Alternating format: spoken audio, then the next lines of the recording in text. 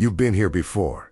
You picked up a new skill, a language, an instrument, a discipline, with real intention. You set aside the time. You found the courses, the books, the playlists. You showed up consistently. And months later, you looked at the distance between where you started and where you are. And the honest answer was, almost nothing changed. So you reached for the explanation that hurts the least. You're not naturally gifted. You don't have the right kind of brain. Some people are just built for this, and you aren't one of them. Or maybe the simpler version, you just didn't put in enough hours. Both of those explanations are wrong. And more importantly, they are protecting something you haven't questioned yet. The problem isn't your talent. It isn't your discipline. It isn't even your consistency. The problem is the method itself, and the cruel irony is that everything you were taught to do, everything that feels like studying, is almost perfectly designed to prevent your brain from actually acquiring skill. Asterisk, Josh Waitzkin was a chess prodigy who became a national champion before adolescence. Then he walked away from chess entirely, started over, became a world champion in Tai Chi, then compressed years of Brazilian Jiu Jitsu into a fraction of the time it takes most serious practitioners. He didn't do this because he had a magic brain. He did it because he had spent decades studying not just the disciplines themselves, but the process of learning, what actually creates skill inside a human nervous system, and what merely creates the feeling of effort. What he found was not a motivational framework. It was a diagnosis.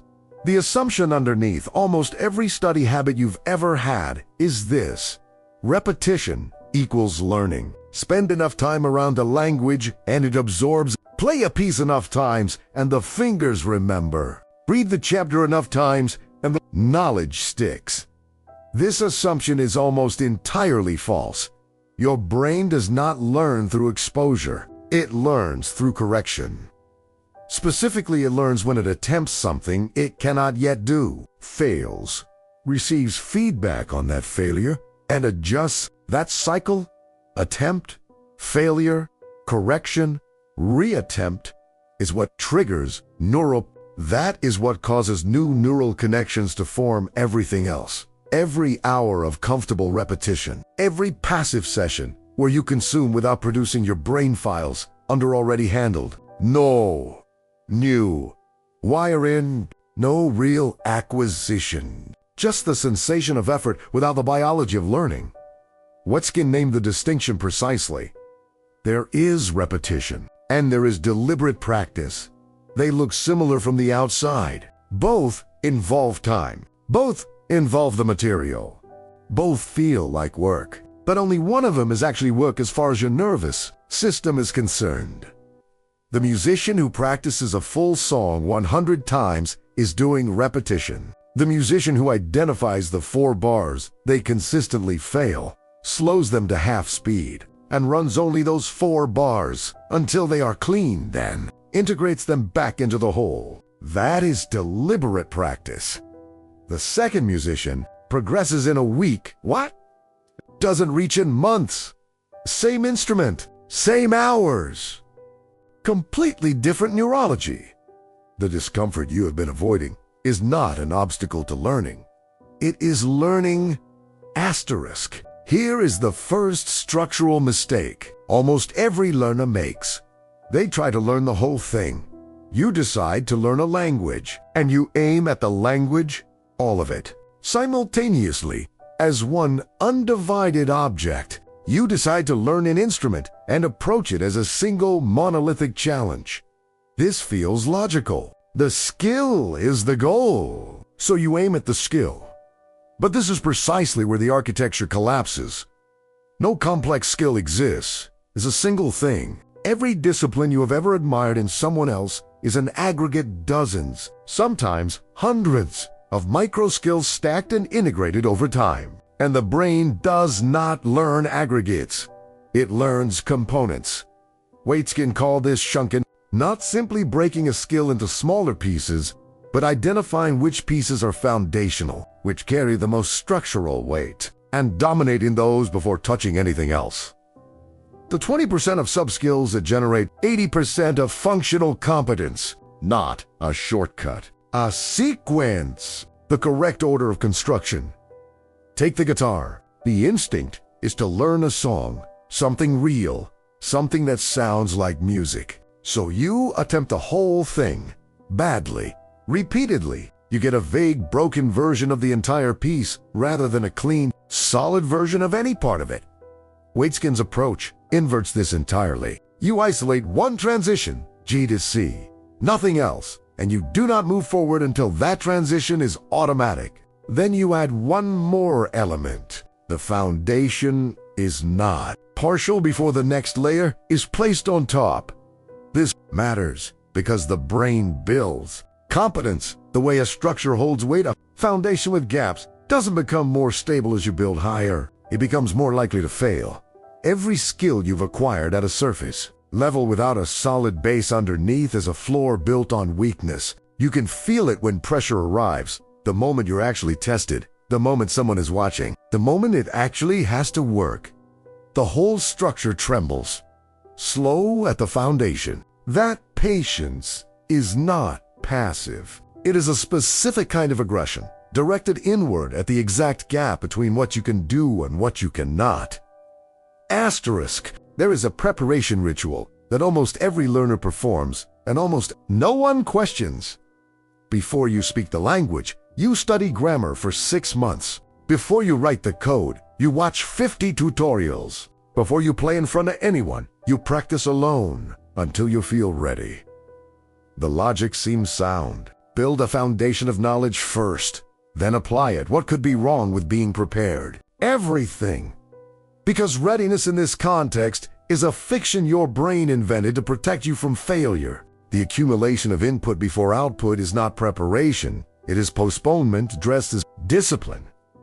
And the cruelest part is that it feels responsible. It feels like the mature approach, unlike those reckless people who jump in without knowing what they're doing. But those reckless people are acquiring real skill while you are acquiring the feeling of being almost ready. Waitzkin was unambiguous about this.